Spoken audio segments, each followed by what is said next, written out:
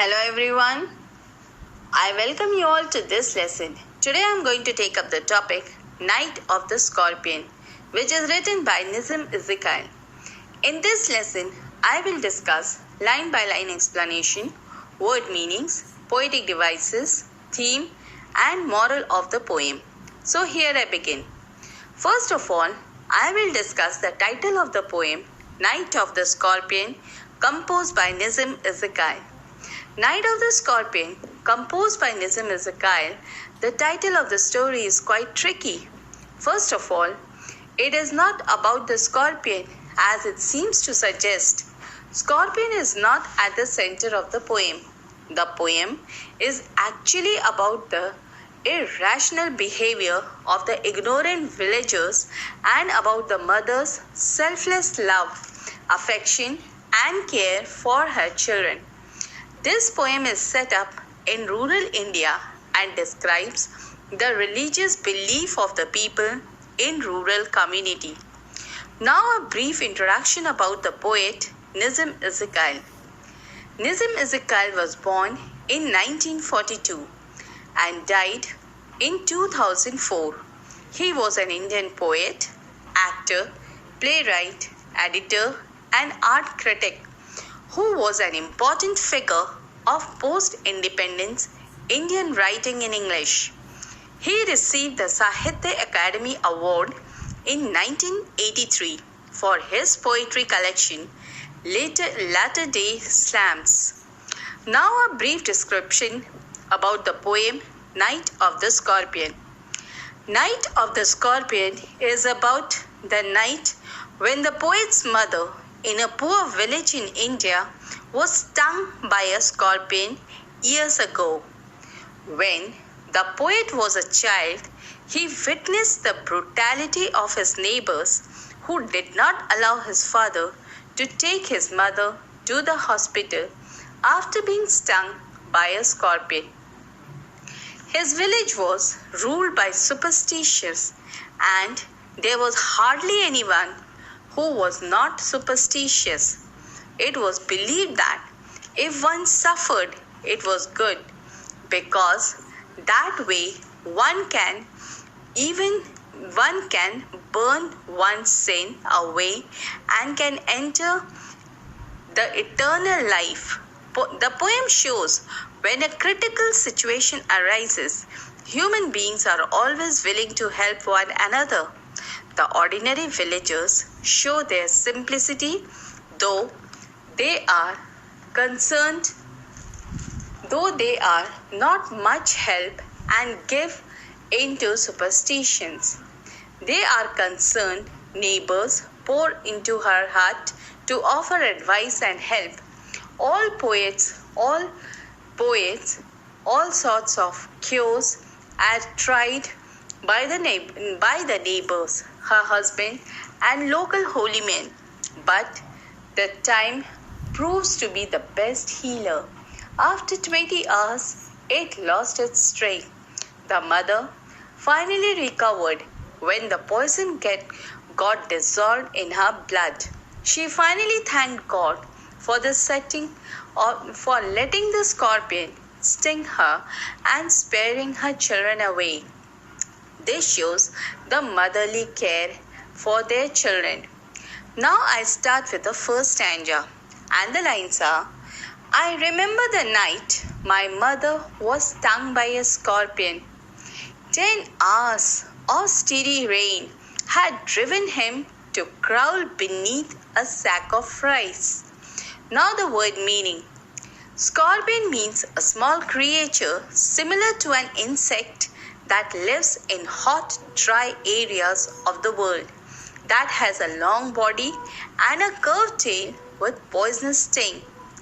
Sting means a small sharp-pointed organ at the end of the abdomen of bees, wasps, ants, and scorpions, capable of inflicting a painful or dangerous wound by injecting poison. Steady means continuous. Crawl means to move forward on the hands and knees or by dragging the body close to the ground. Sack means a large bag. Now the explanation of the first stanza. In this stanza, the poet recalls the reminiscence of the terrible night in the childhood of the poet when his mother was stung by a scorpion. This incident is retrospective brings this incident in retrospective brings forth the poet's gall of criticism against the irrationality of the average uneducated persons. The poet brings out the unavoidable circumstances in which the insect had come into the contact with the mother. The rains had flooded the nests of the insects, and thus, to save itself, it hid under a sack of rice. When the mother had gone there to fetch rice, the insect, afraid of its life, had stung the mother in self-defense. The sting was quick, and the insect ran away, but the news brought more nuisance in the form of the peasants and what were the chain reactions to it. Now the poetic device used in this stanza are: number 1, alliteration. Alliteration is a figure of speech in which there is a repetition of same consonant sound in the nearby words, and the line from the stanza is stung by a scorpion, where S sound is repeated. Number 2, visual imagery. The line scorpions crawling beneath the sack of rice is a visual imagery. Now I move towards the second stanza, and the lines are: parting with poison flash of diabolic tail in the dark room, he risked the rain again. Now the word meaning. Diabolic means evil or devilish. Risk means run risk or take risk. Part with means give away. Here it refers to the scorpion stinging the poet's mother. Now the explanation of the second stanza. In this stanza, the poet says that the scorpion parted with its poison by stinging the toe of the poet's mother, thus injecting the poison into her veins through this diabolic tail.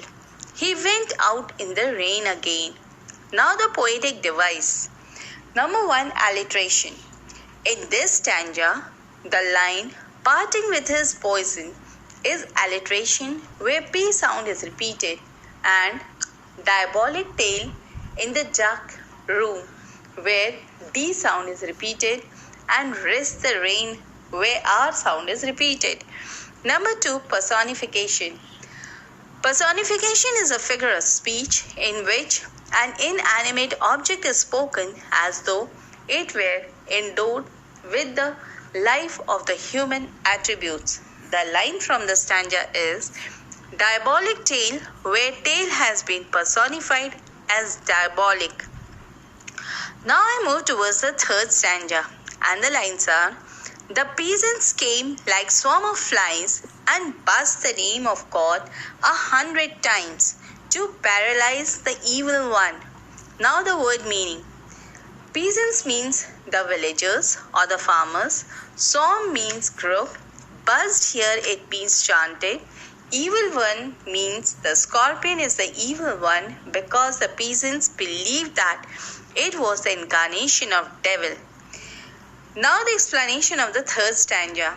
In this stanza, the poet creates an image which is clear that the reader can easily visualize a swarm of people coming down to poet's house, all with good intentions, but perhaps so numerous that no one could do anything that would help.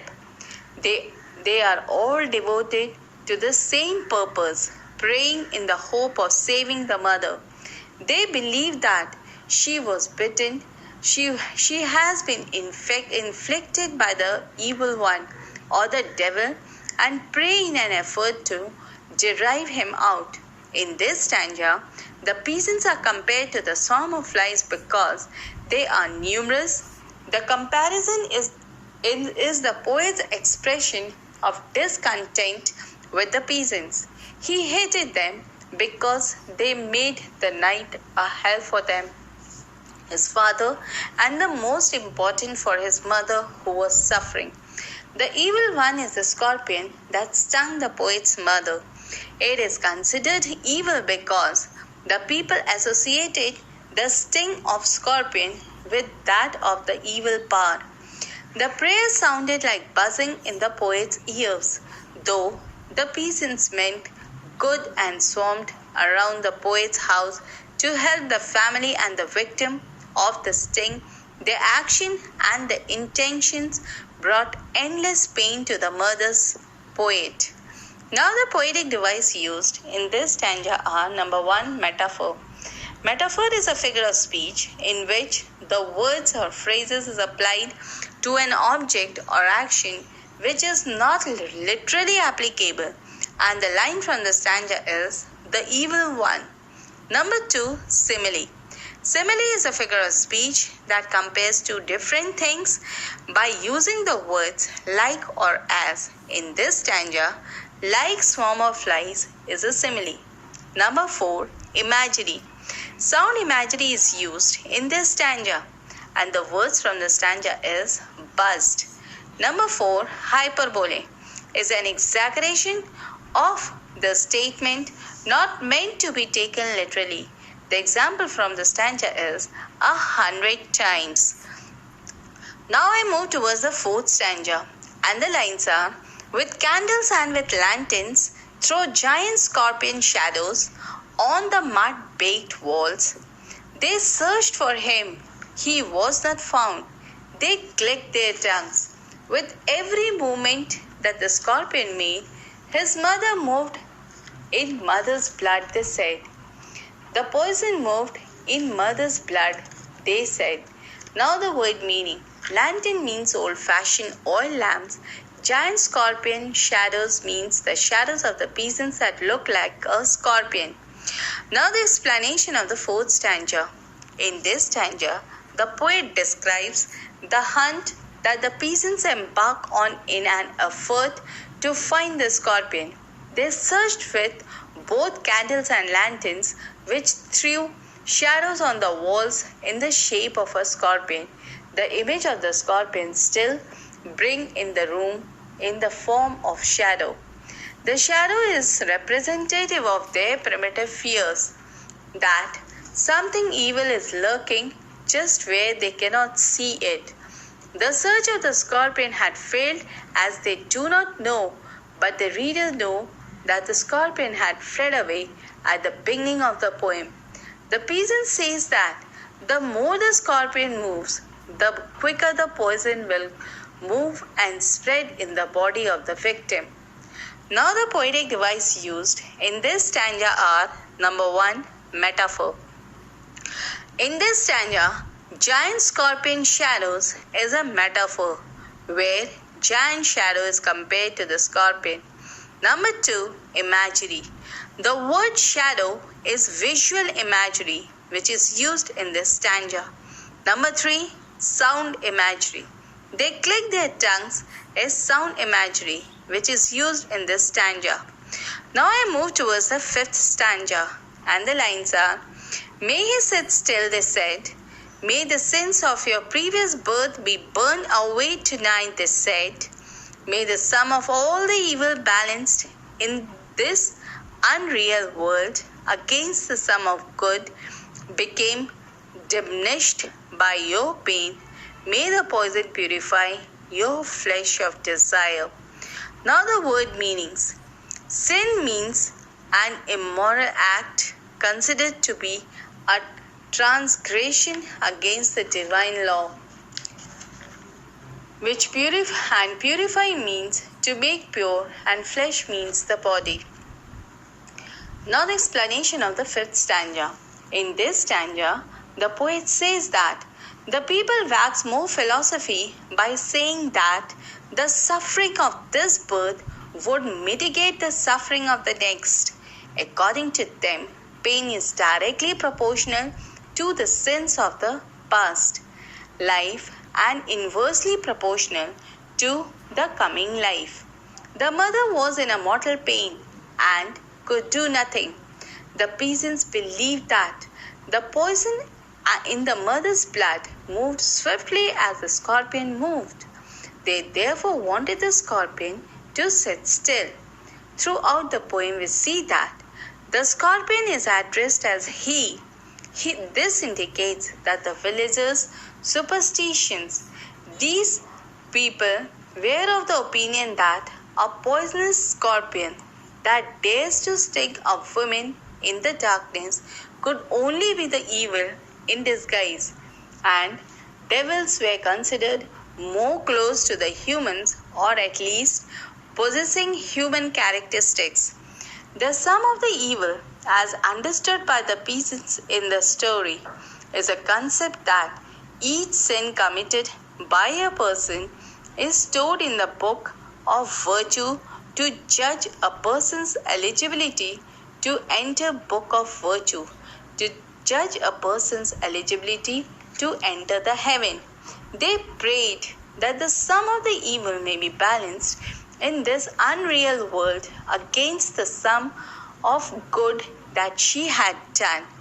They prayed that the poison would purify her of her desires and her sweet ambitions.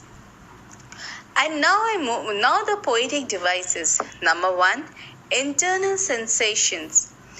Internal sensation imagery is used as the amount of the pain suffered by the mother's care be observed by the peasants. Now I move towards the 6th stanza, and the lines are: May the poison purify your blood, your flesh of desire, and your spirit of ambition, they said. And they sat around on the floor with my mother in the center, the piece of understanding on each face.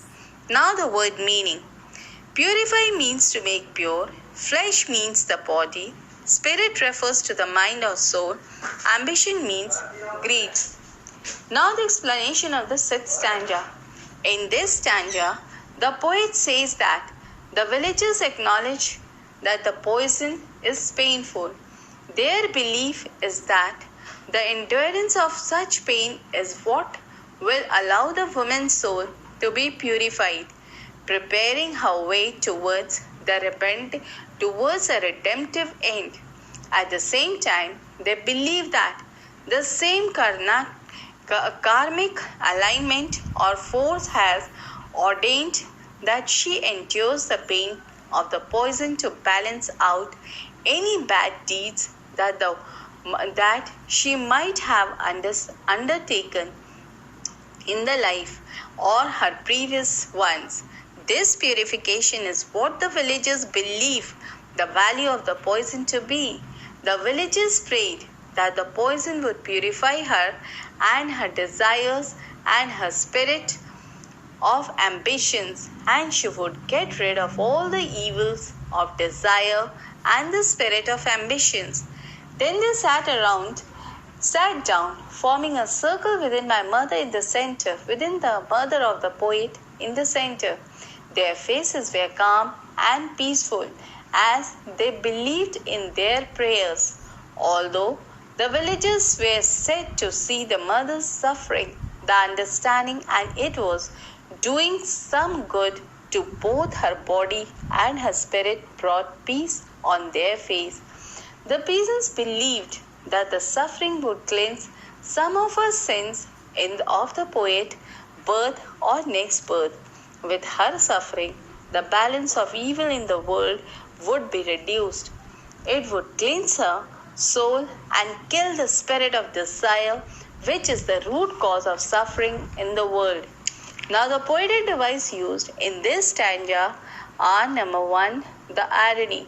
In this stanza, piece of understanding on each face is an irony, where irony is a statement which has the meaning opposite to what is said literally. It creates humor. Now the 7th stanza, and the lines are: more candles, more lanterns, more neighbors, more insects, and the endless rain. My mother twisted through and through, groaning on a mat.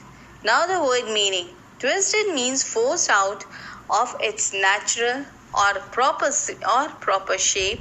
Crumpled and groaning means denoting a deep, inarticulate sound conveying pain. Now the explanation of the seventh stanza. In this stanza, the poet says that the rain did not stop and it brought in more insects. More neighbors came to see the poet's mother, bringing more candles and lanterns. The mother was in agonizing pain, twisting on the mat and crying.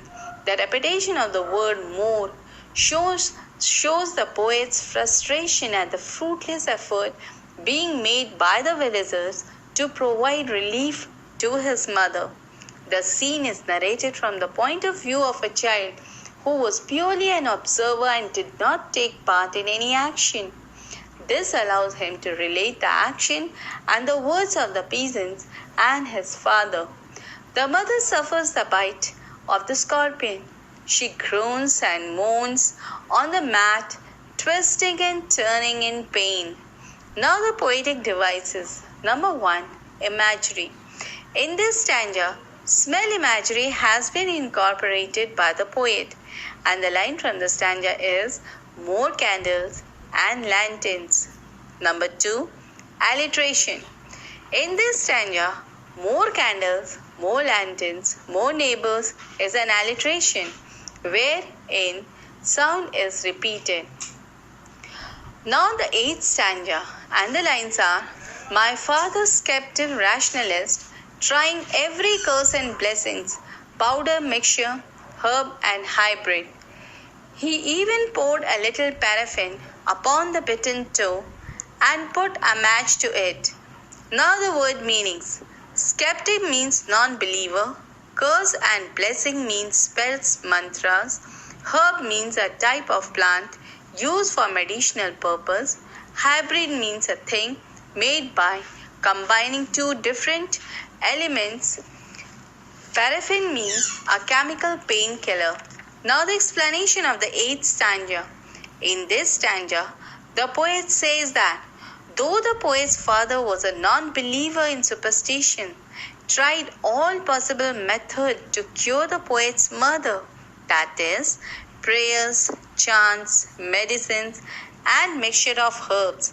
He even lighted the bitten toe with a match after pouring a paraffin over it. In this stanza, we see that the poet's father was not the least superstitious as the other peasants. He was a man of reason. As a pure skeptic, the reason first, and he suspected the religious and faith. The line, trying every curse and blessings, means curse refers to the priest chanting the mantras, while blessing refers to the use of medicines and medicinals, hybrids like paraffins. Now the poetic devices are number 1, irony. The poet has used irony in this line. Skeptic rationalist, that is, the poet's father was a non-believer of superstitions and based his opinion and action on the reason and knowledge rather than on religious belief and emotional response. Number 2, alliteration. In this stanza, herbs and hybrid is an alliteration where H sound is repeated. Now I move towards the 9th stanza, and the lines are, I watched the flame feeding on my mother. I watched the holy man perform his rites to tame the poison with an incantation. Now the word meaning. Flame means a hot glowing body of ignited gas that is generated by something on fire. Rites means a religious or other solemn ceremony or act. Tame means not dangerous. Incantations means chanting a special words. Now the explanation of the 9th stanza. In this stanza, the poet watches the flames of fire burning on the toe of his mother, and the holy man perform the holy rites to bring the poison under control with the chants of hymns. Despite their best possible efforts, they had no choice but to watch her pathetic condition until she was fully cured. Now, the poetic device used in this stanza are: number 1, personification. The line flame feeding is personified as the stanza where the flame has been given a human attributes as if it was eating the poet's mother, and tame is also personified. Number 2, alliteration. The line flame feeding is an alliteration where the word F is repeated. Now I move towards the 10th and the last stanza, and the lines are: after 20 hours it lost its string. My mother only said, "Thank God." Scorpion, the scorpion pecked on me and spared my children. Now the word meanings. Sting means a sharp pointed organ at the end of the abdomen of bees, wasps, ants and scorpions. Spared means to leave. Now the explanation of the 10th and the last stanza. In this stanza, the poet says that his mother got relieved of the pain when the poison lost its effects after 20 hours. The end of the poem brings a positive turn. The effect of the poison dies, making mother recover and relieve herself of the pain. She even thanks God for scorpions stinging her and not her kids, as she thinks they could not have endured the pain of the scorpion's sting. Thus, the mother stands on a symbol as a symbol of selfless love for her children. Now the theme of the poem. The Night of the Scorpion by Nizam Ezekiel is a poem which focuses on the life of an Indian family. Following are the main themes of the poem. Number 1, superstition. The poem reveals the superstitions that prevail in the Indian society. A large number of people gather at poet's house after coming to know that his mother was bitten by a scorpion. However, rather than taking her to the hospital or curing her, they begin giving their own assumptions. Some of them say that her sins will be forgiven. Some others say that she will not suffer in after rebirth. Some others begin praying for her well-being after her death. Number 2 is the motherhood. The poem highlights the motherly love of poet's mother, who was bitten by a scorpion and spent 24 hours in quite unbearable pain.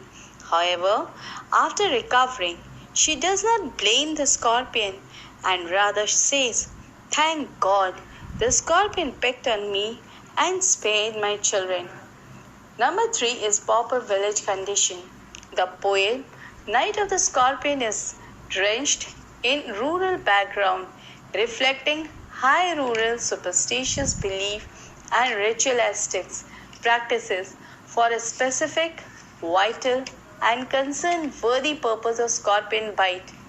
The poem is partial, that is, according to the geographical space set against the backdrop of the Indian village, where the house was made up of mud, which shows the pauper condition of the people, and all the persons were sitting on the floor encircling the mother who was lying on the mat.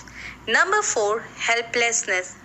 In this poem, right from the beginning, one can clearly witness the helplessness prevailing at various levels, which continues to go on till the end of the mother's suffering, along with all the peasants, because in order to stop the mother's suffering, they were all enchanting and murmuring God's name 1,000 times to paralyze the scorpion so that its movement wouldn't move the poison in mother's body, who are shown helpless. Even the poet's father has been presented as helpless. He himself tries curing the mother through the rationals means being skeptic and rationalist. The mother knew if her children would have been bitten by a scorpion, then she would be helpless to help her children to get rid of the pain. Hence, it is fairly concluded that a widespread helplessness prevailed throughout the poem, be it a peasant's, or villagers, father or mother, they were all helpless in one way or the other. Now, the message of the poem, that is the moral of the poem. The poet, through this poem, wants to convey the message and brings in light that the superstitions of the rural people and how they think that everything that happens to a person is connected to their doings in life.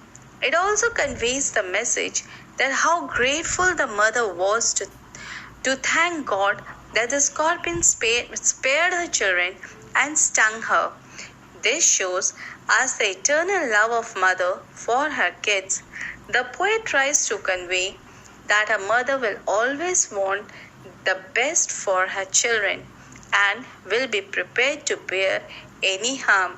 So, with these words, I end my lesson. Hope it will be beneficial for you in your study. Thank you.